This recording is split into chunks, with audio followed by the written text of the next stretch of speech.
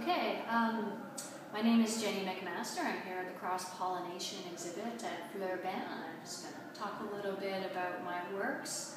These works are part of the Tight Lace series, so they're a series of corsets, and I also have another piece which deals with the other strange feminine undergarment, the bustle.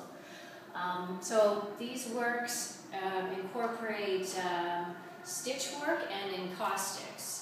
So I'm going to start by talking about my process because people tend to have a lot of questions about my process.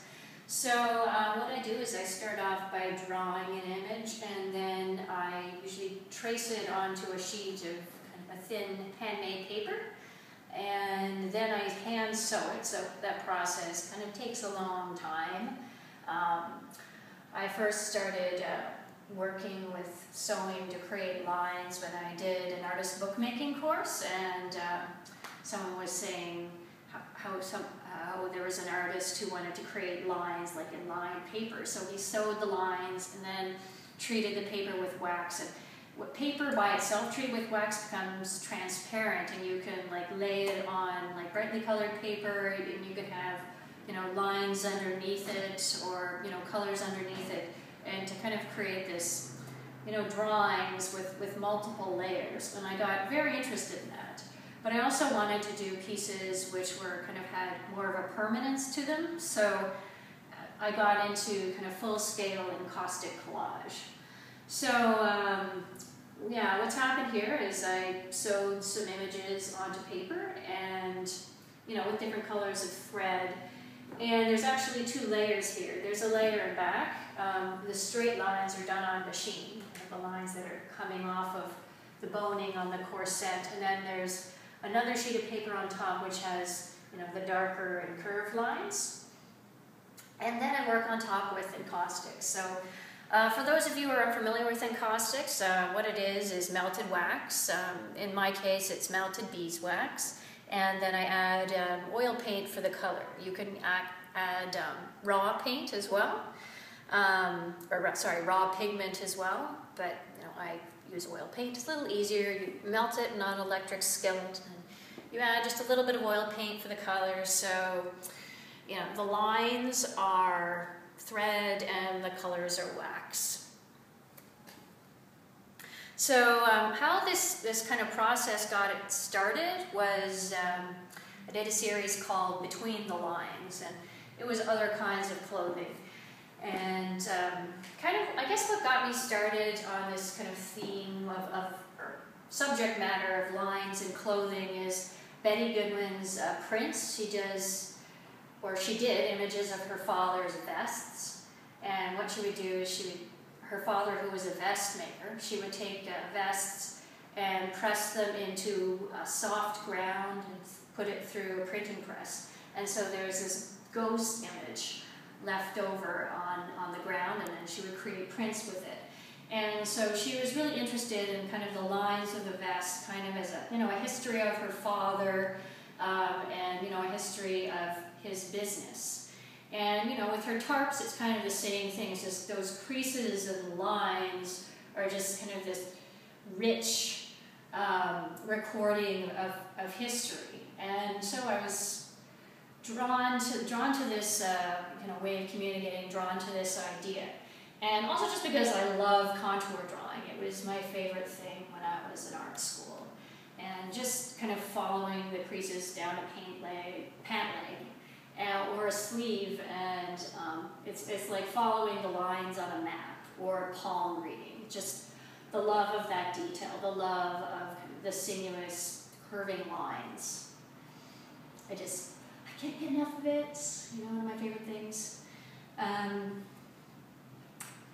So yeah, also I've in the past I've been interested in architecture and kind of the architecture as being like clothing, and architecture and clothing as both being like, human skins. And you kind of express yourself through clothing. You can be restricted by clothing, you can be protected by clothing. And architecture is similar. It's not so much, it doesn't tend to be personal expression, it tends to be more cultural expression.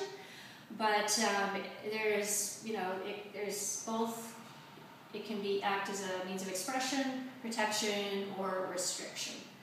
So these pieces are kind of more map-like, but I have other pieces which have kind of an architectural quality to them as well. So yeah, like there's kind of two sides to the expression and restriction. Like you can have cultural expression, because obviously clothing follows, cultural fads, corsets in particular, very much embroiled in cultural gender politics. But there's also a personal expression, because as you wear clothing, certain marks are left behind just by the shape of your body. Certain creases are caused.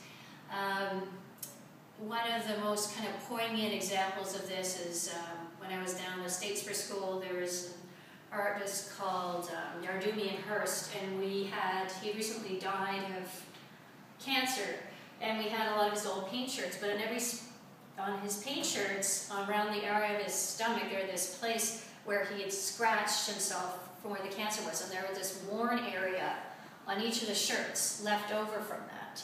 So that's like, this very haptic, I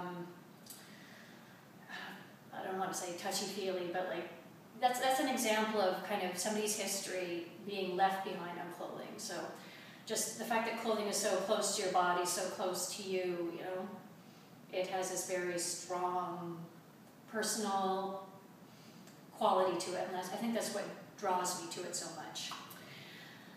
Anyway, so the series of corsets, the tight-laced series, came out of something, kind of a triptych I did in the Between the Lines series.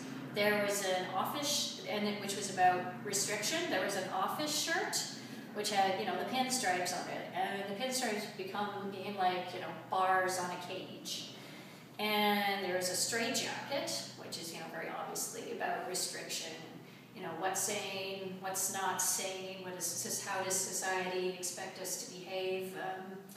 And then, of course, naturally a corset, which more relates to gender and sexuality, and very literally towards how women were expected to behave. So, I say in my artist statement that historically the corset wrapped modesty and sexuality into one.